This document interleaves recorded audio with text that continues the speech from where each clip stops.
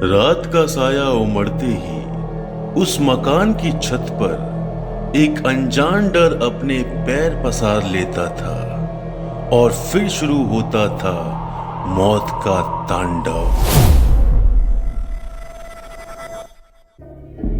नमस्कार दोस्तों, podcast star पर मैं एक बार फिर आपसे हो रहा हूं रूबरू एक नई कहानी के साथ। तो आइए कहानी की शुरुआत करते हैं।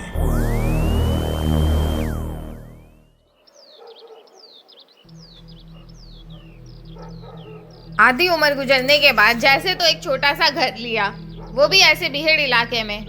ना आसपास कोई बसेरा है, ना किसी से जान ना पहचान। इससे अच्छा तो वो किराए का मकान था। अब जैसा भी है अपना तो है, कम से कम मकान मालिक की रोज की चिक चिक और किराए की मार से तो बचेंगे ना। माधव सिंह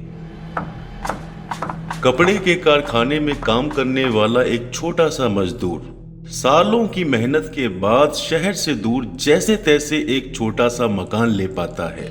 हालांकि उसकी पत्नी को यह घर बिल्कुल भी रास नहीं आता, लेकिन घर के माली हालातों को देख और किराए से बचने के कारण वो 2 बच्चों के साथ जैसे तैसे यहाँ शिफ्ट हो जाती है। आओ बच्चों, ये देखो, ये है तुम्हारा खुद का घर। कहीं भी घूमो, कहीं भी खेलो, अब कोई रोक टोक नहीं। अच्छा मंजू, तुम्हें कैसे लगा घर? हाँ, घर कहाँ, ये तो ताजमहल है ना। भाई हमारे लिए तो ये ताजमहल ही है। वो देखो, सेपरेट बाथरूम। अब तुम्हें लाइन में लगने की कोई जरूरत नहीं पड़ेगी। जितना दिल करे उतनी देर अंदर नहाओ। ये है हमारा कमरा और ये बच्चों का कमरा। माधव के लिए ये घर किसी सपनों के महल सा था, लेकिन वहीं दूसरी तरफ आसपास के बंजर माहौल को देख उसकी पत्नी मंजू को ये घर बिल्कुल भी पसंद नहीं आ रहा था। पता नहीं क्या पसंद आ गया तुम्हें इस जगह में। दूर दूर तक बस 3-4 ही घर है, हर तरफ जंगल ही जंगल। पता नहीं रात को यहाँ छोटे बच्चों के साथ कैसे रहा जाएगा। मुझे तो ये जगह ही ठीक नहीं लग रही। कभी बच्चों को यहाँ रात को अकेला छोड़ना पड़ा तो क्या होगा। मैं तो कह रही हूँ चलो यहाँ से कुछ और देखते हैं। यहाँ का माहौल बहुत डरावना है, जैसे कोई भूतों की बस्ती हो। अरे ऐसा कुछ नहीं है, भूत भूत कुछ नहीं होता। 3-4 परिवार ही सही, पर लोग तो रह रहे हैं ना। अभी ये नई कॉलोनी है, कुछ सालों बाद इसकी कीमत लाखों में होगी, तुम देखना।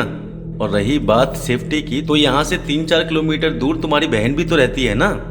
कभी बाहर जाना हुआ तो बच्चों के पास वो रुक जाया करेगी। अब ज्यादा मत सोचो, सारा सामान सेट करो और आराम से सो जाओ।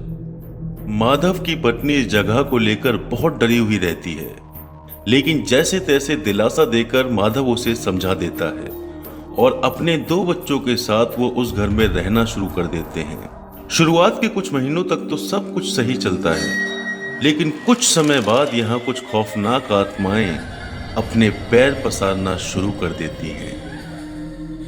दरअसल होता यूं है कि एक रोज माधव और उसकी पत्नी को अपने किसी करीबी के पास जरूरी काम से जाना पड़ता है और वो बच्चों की देखरेख के लिए उनकी मौसी यानी रेखा को उनके पास छोड़ देते हैं। अच्छा बच्चों, अपना ख्याल रखना, ठीक है? हम 2-3 दिन में वापस आ जाएंगे। और हाँ, मौसी को तंग मत करना। ठीक है पापा।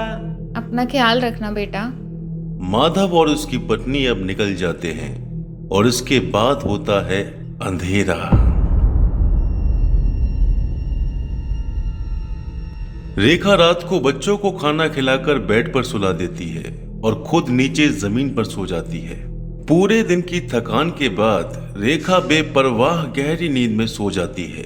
वहीं बच्चे उसके सोने के बाद मस्ती में लग जाते हैं।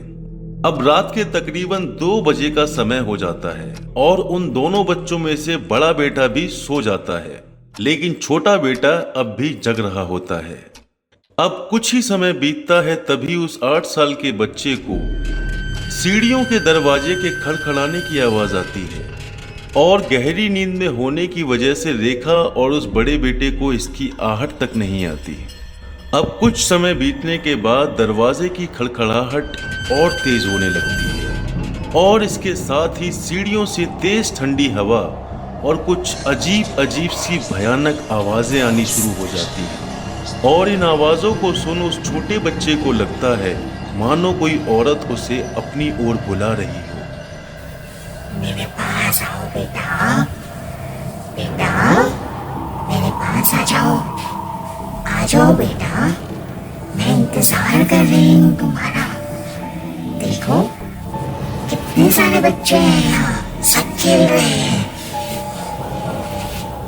इस आवाज को सुन वो बच्चा पूरी तरह मंत्रमुग्ध हो जाता है और उस भयानक चुड़ैल के पास किसी चुंबक की तरह खींचा चला जाता है।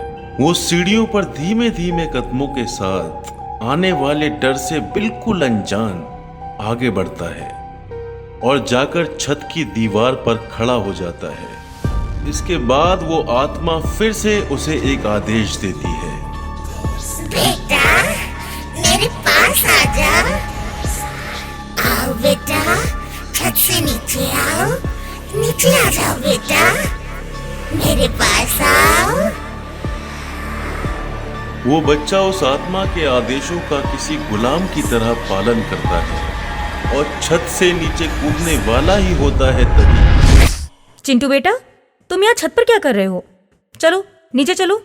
इसके बाद ही उस बच्चे की मौसी छत पर आ जाती है और उसे वहां से लेकर चली जाती है। तो दोस्तों, आज की कहानी में बस इतना ही। मैं फिर आपसे मिलूंगा अगली बार किसी और कहानी के साथ। तब तक के लिए नमस्कार और सुनते रहिए पॉडकास्ट स्टार।